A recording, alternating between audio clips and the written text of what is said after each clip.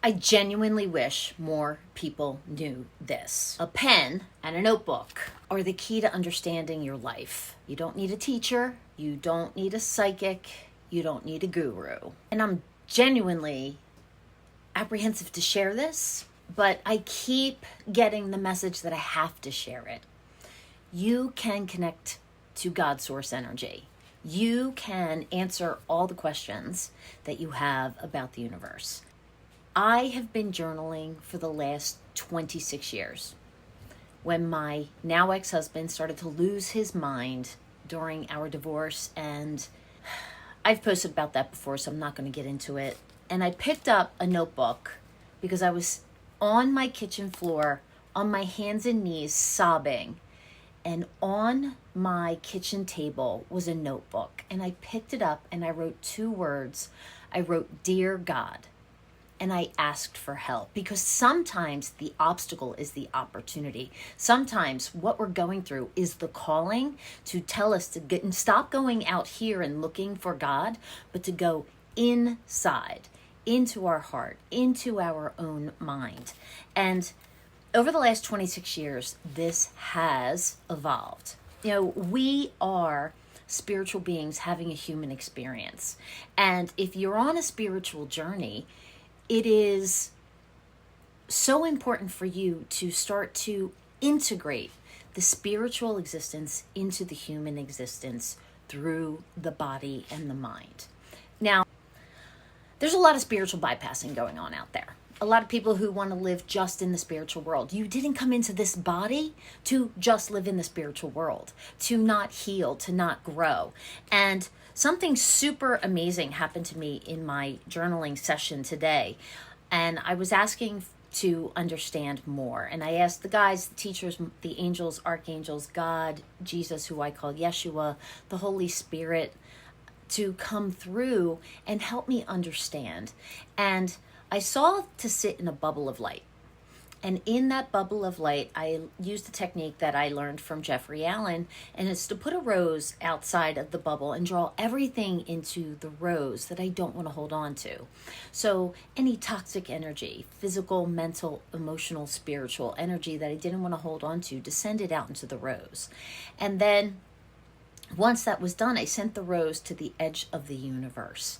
And it popped into 1,000,000 pieces, and I saw the 1,000,000 pieces being reabsorbed into the soil like fertilizer. But when I went to write soil, I wrote soul, because I was sitting with my journal, and in my mind's eye, I'm seeing this at the same time I'm journaling, and I wrote soul.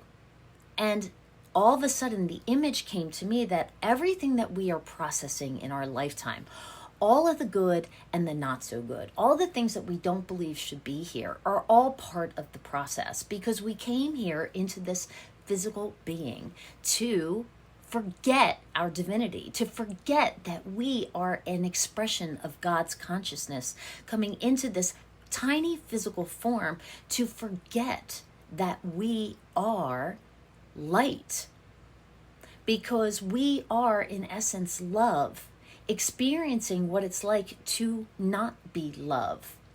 And coming into this body, we're supposed to forget. And I saw a very clear image of me sitting playing a video game, and all of my soul squad, my guides, my teachers, angels, archangels, Jesus, the Holy Spirit, Mother Earth, all of them were standing behind me. And I was playing the video game by writing in my journal.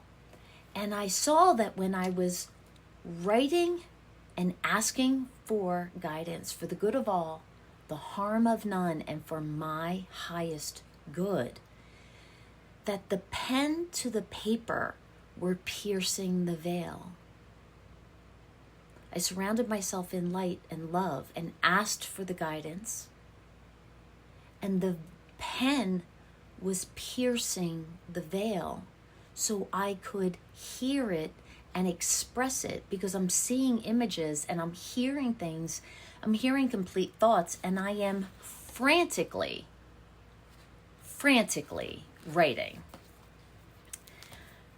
And I could see that the pen was actually acting like a flashlight, more or less, and pointing into one hyper-focused space where I was raising my vibration and I could hear it. And that those moments feel so sacred. And when I'm done writing, I'm supposed to forget what I wrote. I'm supposed to forget the feeling of being a spiritual being communicating with source energy, because I'm supposed to be experiencing this life in this body. And we can all do this. We can all do this. You are so much more powerful. You have simply forgotten. You're like the elephant that was captured as a young elephant, and it was kept in bondage with a chain wrapped around one of its legs to something heavy and immovable. And as that elephant became older and bigger and stronger, they still feel the chain, even if it's just tied to the weight of a chair. They feel the chain of the restriction, but they realize they forgot that it's not even tethered to anything, because they're not even willing to try to move because they're too afraid. And the time has come, if you are willing, to open your heart, open your mind, open your soul, to start to integrate the spiritual with the physical. And you're not supposed to just be in spirit, because you came here not to be in spirit, to live this life and learn and understand and grow. And if you're not willing to do that, you're not going to take the challenges and transform them into the fertilizer to replant it in the soil of your soul, so your soul can grow. And it's a constant cycle. It's the cycle of life. It's the cycle of all life. And what we throw away, or what we transform out of ourselves, becomes the fertilizer for our soul to grow. And I don't know what challenges you asked for before you came into this life, but whatever is persistent and keeps coming up, that's it. Me learning to love the fit of my own skin, to be here at 56, almost 57 years old, not using a filter, and to be here speaking the truth, that's scary. But what's more scary is if I don't do it, that I have to come back again and try to figure this out again with the same obstacles. If you were given the obstacle, the solution is available to you. And consider, on another timeline, you're already in it, because your soul is experiencing everything.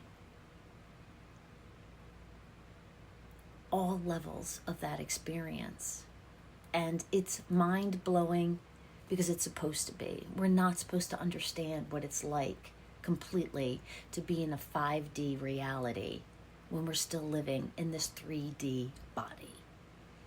But more people are waking up every single day. And I'm going to invite you on this journey. You are welcome to be here with me. I talk about body, mind, and spirit. I've been working in fitness for over 30 years. So yes, I talk about the body. I talk about honoring the temple. But I also talk about the mind through our thought process and the choices we make. And the spirit through what we connect with and how to connect with our soul squad, our soul team, who's here rooting us on and just giving us back everything we're asking for. The quality of your life is directly correlated to the quality of the questions you're willing to ask. Start asking bigger questions and see what shows up.